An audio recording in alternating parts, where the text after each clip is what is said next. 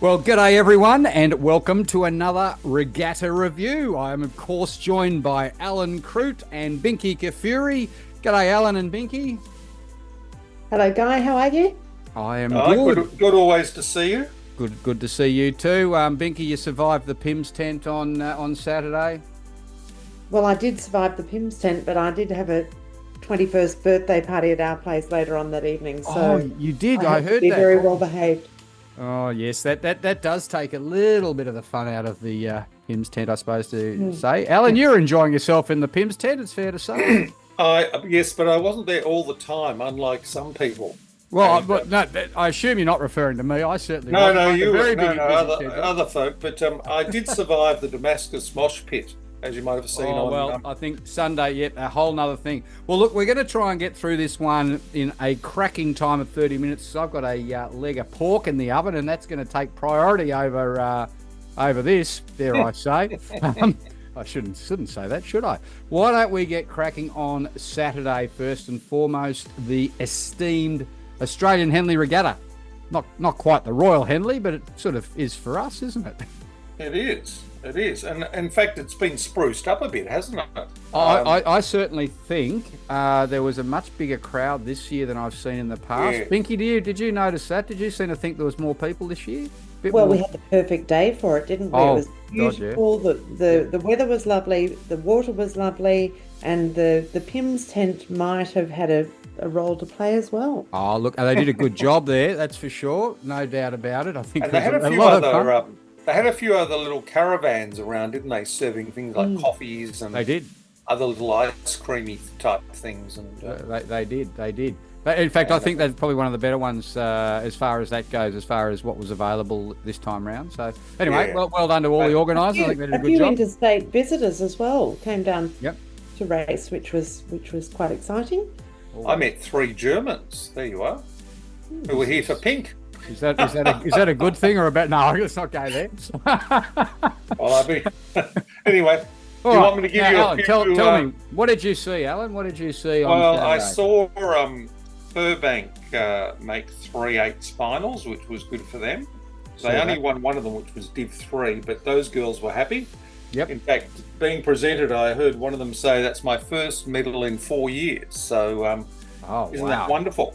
It's a good medal to get, though, isn't it? That one, the Henley. Oh, yeah, it's That's very few and popular, far that one. between. St. Cath's did particularly well. So in the time trials, which we should just briefly explain, the first 4 in those time trials go to the semi-finals, and then 5th and 6th fight it out for places 5th and 6th overall, and so on. So St. Catherine's in Division 1 were first in the time trial by a couple of seconds from Furbank, who were in front of Wesley also by a couple of seconds, and our good friends at Carey were 4th at 5:39, which was 5 seconds, as I say, behind Wesley. So good. I did good notice work that. from That's good. That's good stuff from Carey there. And Yeah. and again, I mentioned this last time in our unrecorded podcast last week, but that name I just keep doing a double take on Beasley with the double E. I think no. they've got to correct their spelling. Well, but anyway, I also learned the day after that they've picked up the ex-head coach of Loretto Ballarat, right. Taylor Right. Blake, and Yep. she'll make a big difference. I think she's doing some work with their juniors, and that will help enormously. Well, I did notice some of the male Carey crews sort of were surprisingly in the mix in a few races. Yeah, no, they're which is good improving. to It's see. just taken a while. Yeah. So what happened in the semis? St. Catherine's rather easily defeated Carey, and Furbank beat Wesley. And in the final, St. Catherine's beat Furbank by about 7 seconds. Ironically, in Division 2, it was about the same margin. 7 seconds, St. Yeah, Catherine's beat Furbank by. Yep. In the time trial there, though, Wesley and Furbank were equal second at 5:47 after St. Cath's at 5:46. And in thirds, as I say, Furbank won. What did we learn from that? Not a lot, except in that group just below the top group. St. Catherine's has got an edge from Furbank, and it's a larger edge than Furbank has from Wesley. Quantifying the benefit Wesley got from their trip to Sydney is impossible. Yep. There always is, but those three are still pretty even, but with St Catherine's definitely looking the better of the three.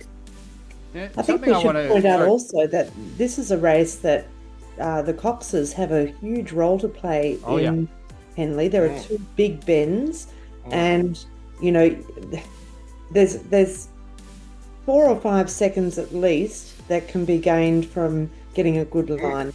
Absolutely right. It is buoyed, so the two big bends are buoyed, but if you go wide around the second bend, that's a 5 second. Well, I can tell you, Furbank, I was watching Furbank bursts, and they went so deep into that second bend, they just lost seconds up. I saw so many people doing that, and that's a really good point, Binky. You know, I made a comment on Saturday on Facebook about that as a coxswain, and of course this is a Coxswain's Journey website, but it's imperative to walk down over a course. Yes, you might have 2K, but do the walk and just see what's what, because certainly in the morning there was a little bit of current happening, a little bit of breeze, but by the later in the day there was no current happening whatsoever, just a little bit of breeze blowing across the top. So, you know, and all those things are a massive factor when it comes to racing on a river that makes it much more exciting for coxswains. So any coxswains listening in, get out there, look at the course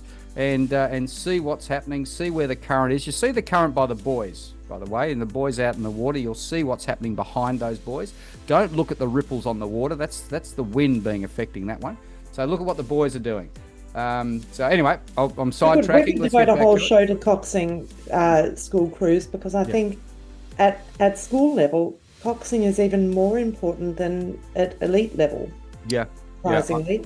And school coxers go on to become great leaders in society in general. So parents of school coxers, if your child is asked to cox, you know, rub your hands with glee. It's a great honour. I agree with that, because I know certainly there's a lot of kids out there and parents who go, you're only the cox. No, not at all. No. Especially in these races. Yeah. Now, I know we're on short time, aren't we? So that's all right. Well, the best race there was in the seconds where Furbank beat Wesley by 1 second. That was a ripper of a race. Yeah, that's good. And in match racing, you need close races to keep your interest. The only other race I previewed was the Q1 race and I had the privilege of meeting the Haileybury coach that day and meeting the girls.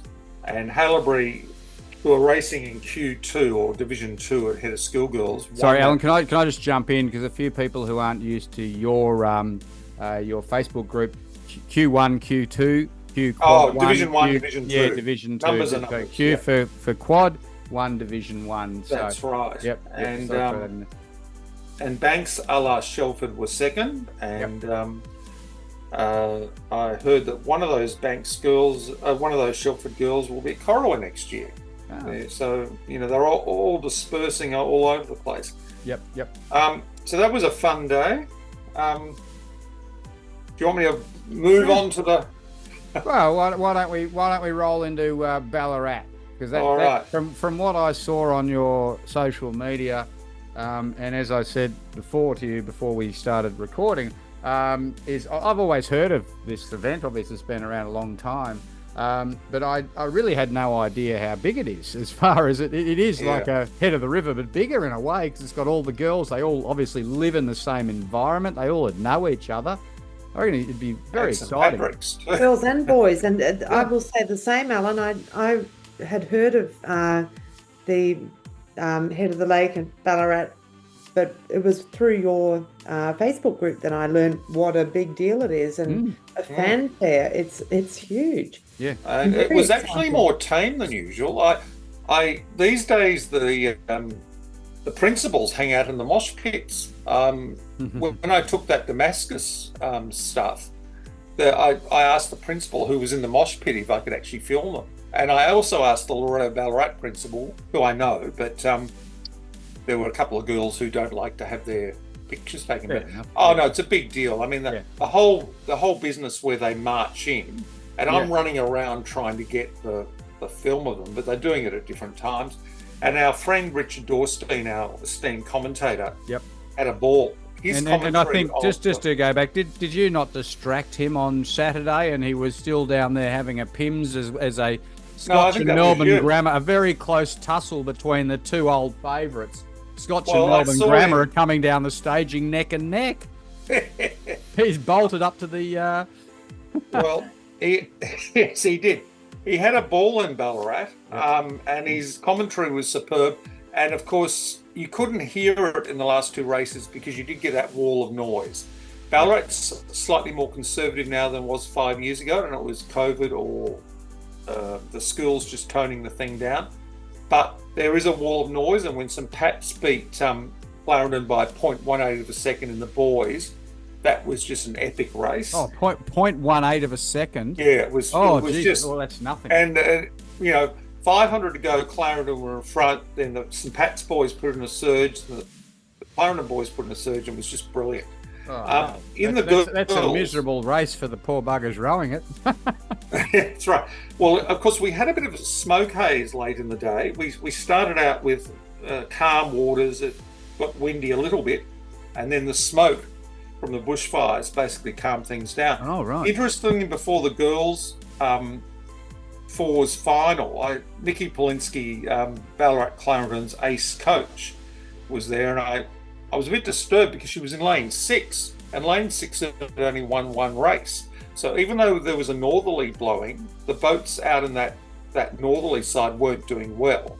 Yep. So most of the boats were winning from, well, actually, I just calculate 10 of the boats from lane 4 won, 7 from lane 3, 5 from lane 2, and only one boat had won from lane 6. And I said, What do you think about that? And she said, I'm happy. There's a northerly blowing, and her dad said the Reeds are there. He's an ace coach too.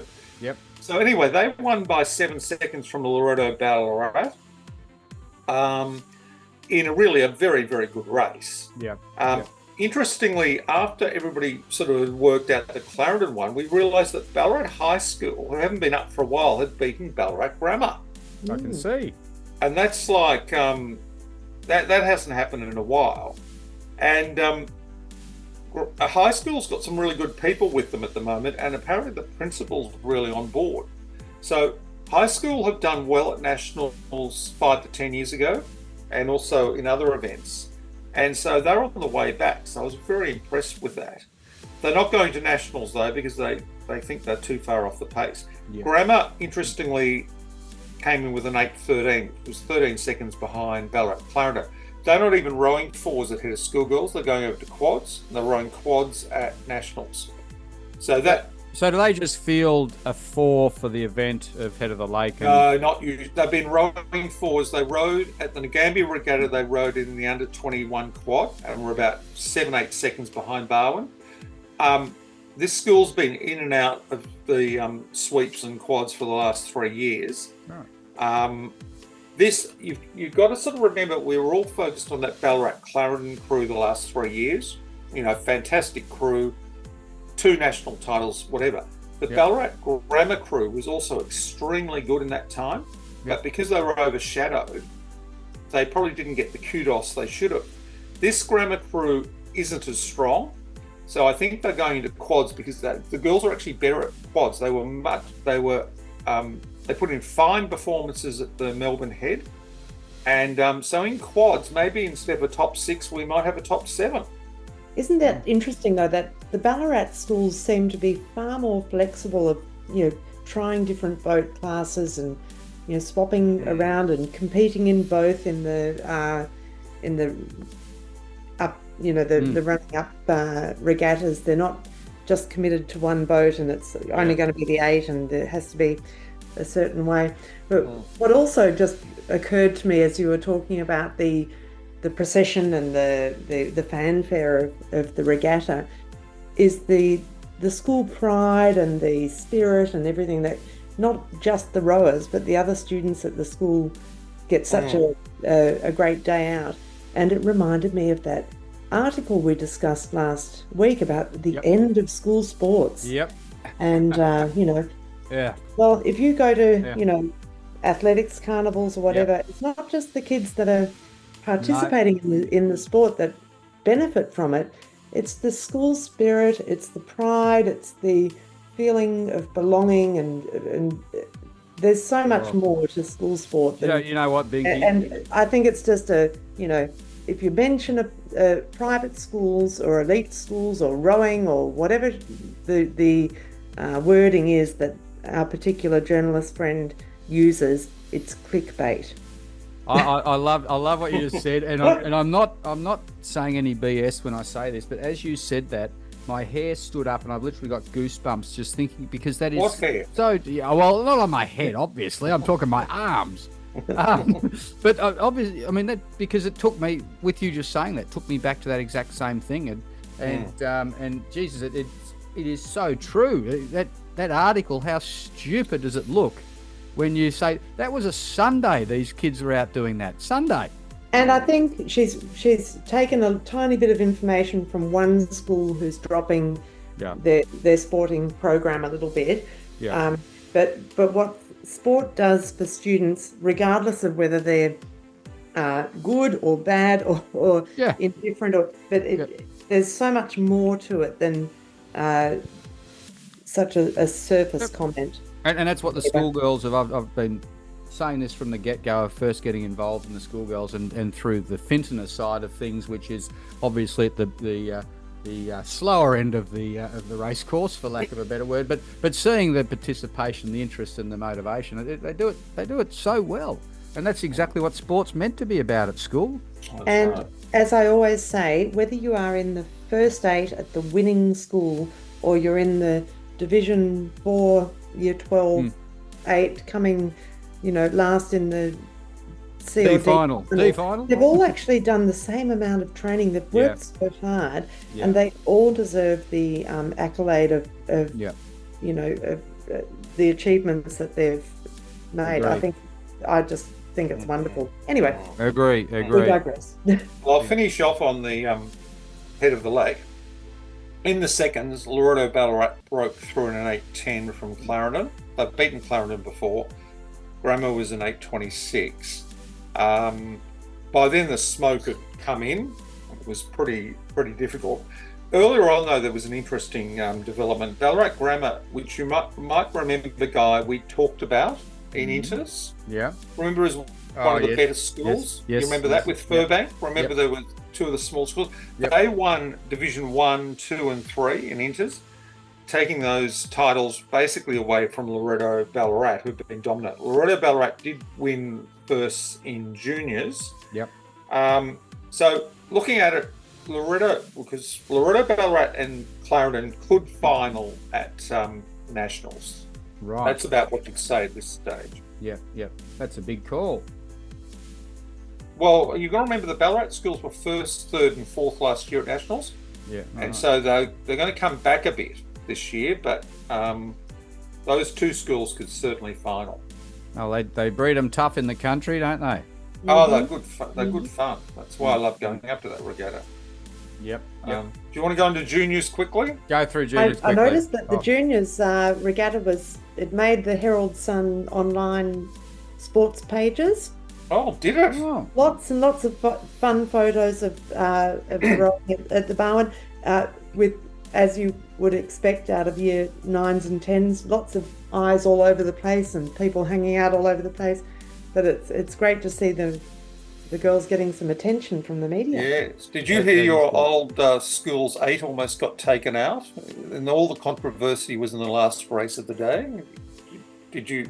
I didn't hear about that. Well, we used to see Dodge and car stuff from Junior 4s and things, but these days it's from the Inter 8s. And what happened in that race is Geelong Grammar's crew changed lanes. And that old chestnut. Or of the Lauriston. Anyway, what happened was I think Wesley and Geelong College just went on, and the starter who I spoke to on Sunday in Ballarat said he offered a restart, but Lauriston didn't want to re-race and what have you because they'd won the bronze medal.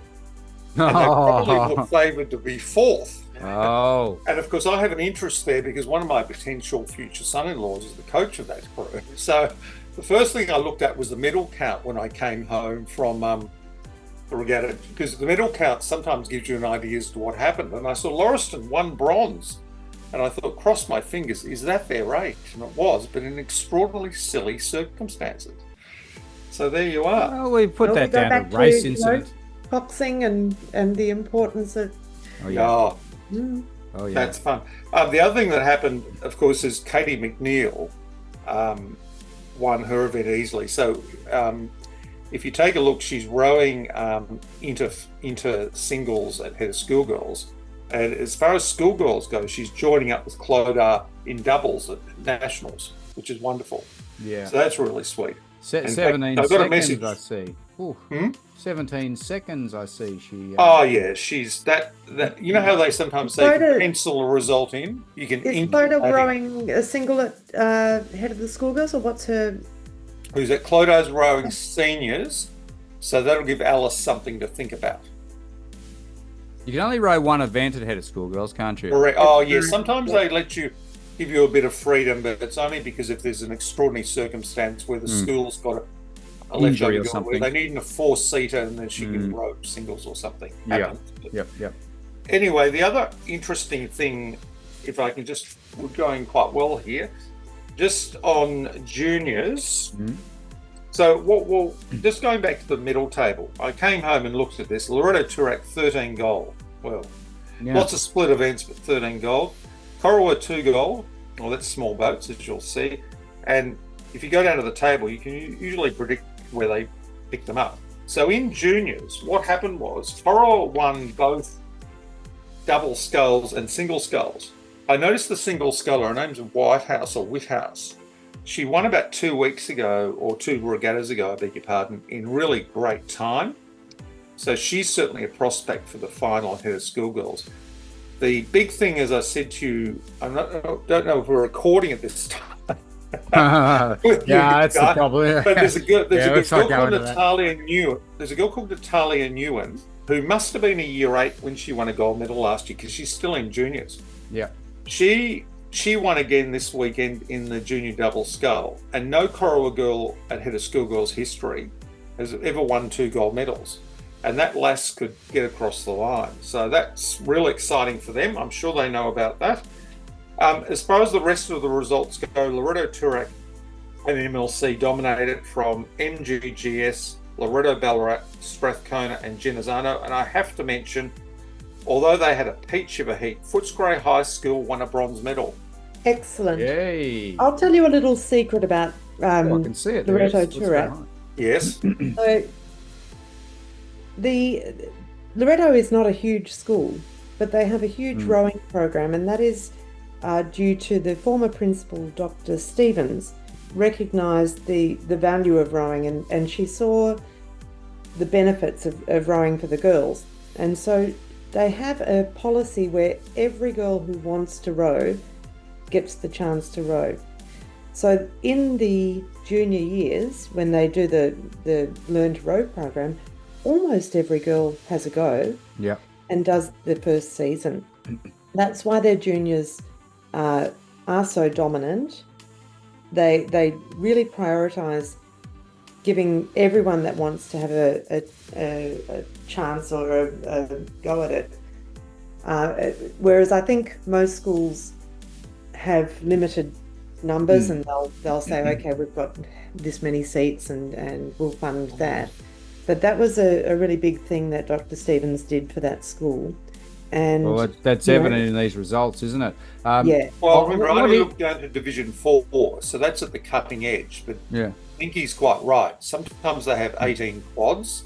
This year, I think it's 15, but it's a lot. Well, and it does drop off over time, but they all benefit from it. Well, there's a natural drop off in all schools. The interesting thing there, what would be the how many girls would be at Loretto Turak? Do we have any rough idea? Oh, I think it's 1,200. Let's say 100 per year level, give or take. A bit more as the years go on, but nothing like the size of. So we're talking, say, 600 kids. Is that what we're roughly pick up? Oh no, 1,200. No, 1,200 all up. Yeah, because they go right from the beginning. Oh yeah. No, but those that can row. Okay.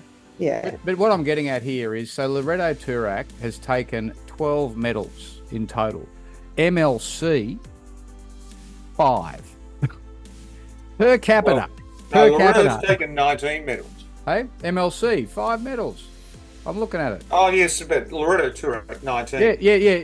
Hey, no. Oh, We're looking God. at MGGS. Oh, I'm looking at him. Oh, God, even. Yeah, you're right. I had my need support. cursor in the wrong place. I've duped him of 5 medals. Did I get that maths right? I better don't. But 19 versus 5 MLC. That's right. What on earth? The per capita is phenomenal. And the culture of the program is not about winning. It's about participation, which I think in the junior levels is really important. Of course, winning is fun, and the kids who have a little win along the way tend to be inspired to carry on with rowing. 13 crews got that feeling of winning at Loretto Turak on the weekend. Well, Guy, just on that, they were second in Div 1 in juniors. Of course, the next 3 divisions are split. Yep. So they've won one Div 2 split, 1 Div 3 split, and 1 Div 4 split. So you can't do much better than that. No, and then gold 13 to MLC in second place with 4. It's yeah. Well, anyway. Really, when you look at it, Strathie won 6 silver, which was good too. Yeah, so yeah, anyway, yeah, on the that's an inters, just excellent quickly, result. I mean, Geelong College and Strathcona's result was excellent, and I think all the schools that are getting these great results, it really does come from the top. The leadership of the school prioritising extracurricular activities and inclusion. And making it accessible. Mm-hmm. So those principals will be welcome at the head of schoolgirls soiree. Yeah. One or two may not be Binky. Anyway, just quickly on inters, because I'm aware of the time. Yep. Geelong College and Wesley were first and second in reverse order, first and seconds. Yep. But that whole 8 competition is really interesting, and it will be worthwhile being on the bridge when they race, because you never know what's going to happen. And in the quad races, Merck's, which is Katie McNeil, of course, won single sculls, and there's a very good Sacred Heart double scull, which I think probably will win that event at Head of Schoolgirls. Anyway, we'll see. The 2 best schools in inters were MGGS and Loretto Turak. From Loretto Ballarat. Loretto Ballarat were good. Brighton were very good. Strathcona and MLC, and then MGC. So that looked like a very good regatta with a lot of drama at the end. Well, if you'd lasted for the last race of the day and you were sitting on the bridge, you would have had immense fun watching. I've had the binoculars on my future son-in-law and thinking, what are we going to do here? Do you think you're putting any pressure on Alan by calling someone your future son-in-law? Oh, potential. Binky will go through this in a couple of years. I must say, because we had MGGS in Sydney at the Sydney Rowing Club Regatta. Yep. In a strange schoolgirl event where they were the only competitors. Yep. And then they competed in open against the University of New South Wales, who came in 4th, and Sydney Rowing Club, who were 1st, with MGGS 2nd and 3rd. Oh, okay. So they spent their weekend up there. Yep. Interesting. So what have we got on the horizon? State championships. In 3 days, 12 hours and 44 minutes. Don't tell me, because I've got to write them up and I'm feeling... Well, firstly, on the Friday, you've got some smashing... Well, Binky can talk about this because her daughter's heavily involved. Yep. On the Friday, they raced the under-21 single, double and pair. And there's some smashingly good fields in those. Would you agree, Binky? Yes, although we're just going through... I don't know what Zara's actually entered in for states, because everything is... closes at midday, and then you've got late entries and crews that's been denied and So I'm a little out of the loop, to be honest. I know the under 21 single scull field is very strong. I believe there's going to be a bunch of under 21s in one boat from Winderee, Ballarat, Yarra Yarra and Merck's. Racing in the open 4, Coxless 4, which I saw that. That's an interesting one. There's a very elite Coxless 4 that they're up against, so that's going to be a tough tough race. That'll be tough. There's a couple of competitors coming down from Brisbane, which is lovely. Right. It's unusual for us to get interstate competitors, and we're seeing a little bit more of it this year. Normally it's us going up to New South Wales. Yeah. But we've seen it Australian Henley, and now at state championships we're attracting a few interstates. There's a couple of competitors from Mersey in Tasmania as well. That double scull fleet looks good too, with the 2Ks there. Zara, yes. I think there might be a few changes happening in that. All right. Well, we won't go too much into that. It clashes for a couple of people. Oh, does it? Well, that looks like a great fleet as well. Interestingly, in the 8s next weekend, you've only got 11 boats into the 8s because Caulfield Grammar's rowing their first 4 in 4s, which is I wouldn't say it's a controversial move, but it leaves their 8 in Division 2. So the 4s fleet only consists of about 4 or 5, so they might actually do quite well in there. And then if the people who are listening go through, I mean, it's basically a full fleet. My only frustration is that in quads, excluding Ballarat Grammar, you only have 5 of the top 6 quads in under 21s and then in Division 1, which is just because Gippsland are rowing Ella Gerard in singles in the afternoon. I understand all that's not a big deal, but I just like completeness, I suppose. And the F1 fleet without Ballarat Grammar has been rather destroyed, which is a shame. But that should be a great day. Saturday is certainly the biggest day in terms of numbers of competitors. It's very, very poor on Friday, which is sort of indicative of what rowing in Victoria is. The school programs dominate everything. Yeah. Well, it's actually interesting. I'll just give you an idea. We're running out of time, Alan. I'm going to have to start. I'll do a quickie on it. Remember, I've got pork in the oven. Oh, God. Crackling will be getting better. Oh yeah, good point. It's, you know what we've been talking about? Club rowing is going so much better. Day 3 next weekend, there's 428 entries versus 345 last year, up 70. Yeah. Day 2, which is basically schoolgirls, down about 20, and day 1, as Binky said, down about 15.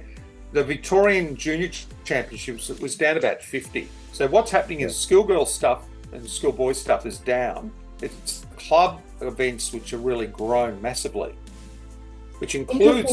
Our club has not got one entry. I'm seeing it since and we don't get political here, but since RV made the move to ditch D grade because they make it more accessible. I don't know how that's a logical argument, but that was the argument. I think it's shut down a lot. For argument's sake, us old buggers none of us are going to state champs for probably the first time because there's no D grade, so there's no one to compete against. So you're dropping out all of those people, which Rowing Victoria, as I said, I don't want to be political, but I really think they need to look at that and say, because they did it for a year to try it and it's stayed. I just don't think it's quite right. We have no under 19 events at state championships, yet we have under 15. Do we really sacrifice our under 19 up and comers for under 15s who could go and row C grade club? Yeah. Very easily and probably win. Yeah. Anyway, hey, we are running out of time. Have you got some apple sauce? Oh no, just gravy. I do have some apples, and as I am a chef by trade in a previous life, I should be able to bang a quick sauce together if the pressure comes on. But that's neither here nor there. I do want to say actually it was a pleasure, Binky, to meet Zara on the weekend because you talk about her all the time, and I hear this all the time, and then I met her in the Pims tent. She was in between races, but she was very serious. She was about to go out and do her final, which a final in a single scull at Henley. Well, that's impressive. That's impressive business, that's for sure. Oh, she didn't have fun with the big bend, unfortunately, but she was up against I saw that. Very accomplished and very good rower, so she was happy. You'd expect to be all accomplished and good when it comes to a final. That's how it sort of works. Now, Jesus, the recording thing. We are. Oh, recording. no. I can see. Yeah, I know, but I've got to activate it on my end too. Oh. Someone's recording. No, I thought I'd get you going. I'm only joking. Don't worry, Alan. Alan looked like he was about to collapse. I don't know. Good way to finish off. I don't have any Valium. Yes, you're quite right. I couldn't call you bluff on that one. No, I am recording. I knew that was coming. Don't worry. Yeah, it was probably. I read you like a book, baby. Too obvious. All right, well, let's wind it up. I reckon we've just gone a fraction over the 30 minutes. No, That's you've not done bad. well. Well, you've done well, Alan. You've covered 3 regattas in less than 30 Gosh, minutes. I only went to 2 of them. Well, yeah, but still, that's a hell of an effort. And Binky, thank you again for joining us and adding all the valuable input. I reckon it's just great because you guys just add so many different layers to this conversation. And I got to say that it's certainly working because you're seeing the interest coming. And I think you were mentioning to me, Alan, in the PIMS tent that people coming up to you saying they're listening in and so forth. Yes. And I'm hearing it too, which is great. A little bit makes it all Sorry worthwhile. if I get it wrong. Oh, that's part of it, isn't it? Well, I'll never run out of opinions. So Well, that's Me neither. that's a bit like my fine self. I Trouble is you can get don't mind an you get in opinion. trouble with opinions, Guy. Oh, I know I've you can get in discovered trouble. recently, so. Yep. As long as you defend your opinion with some sort of dignity. we'll go and rest that pork. Yep, And- I Off will. you go. I will. I've got to do that. All All right. right. Well, thanks, See guys. you at States. Will do. Well, I won't. You'll be there, Alan, of course. No, I'll be there. You'll be there. Have a good weekend up in Okay. Lake Cheerio. Wendouree, and we will speak to you next week. Toodaloo. See you then. See you later. Bye.